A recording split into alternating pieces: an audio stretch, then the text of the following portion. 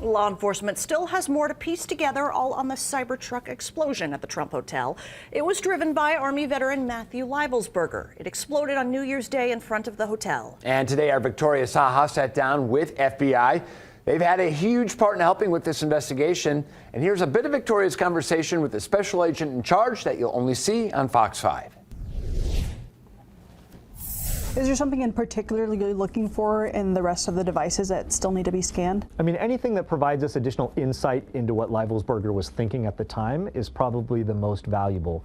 We haven't seen at this point any evidence that there was anyone else involved besides him, that it was, a terrorist attack would require that it was done in furtherance of some political or social goal or objective. That still remains to be seen, because there's elements that would seem to suggest that, oh, it's at the Trump Tower and it's a Cybertruck.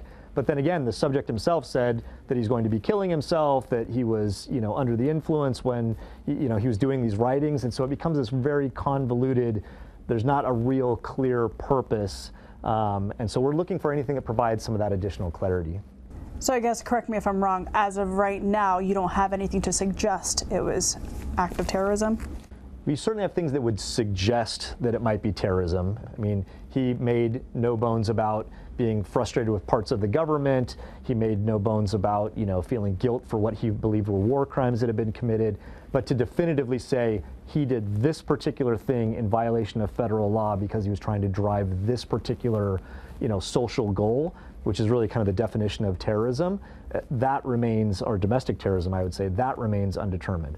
We can conclusively say at this point, based on all the information we've seen, there is no connection to any international terrorism nexus whatsoever, that it wasn't being done on behalf of ISIS like we saw, in the New Orleans incident, for example. Special Agent in Charge Evans says they have interviewed family members of Leibelsberger and military colleagues. He says their investigation led them international, where Leibelsberger was stationed in Germany and collected devices from there.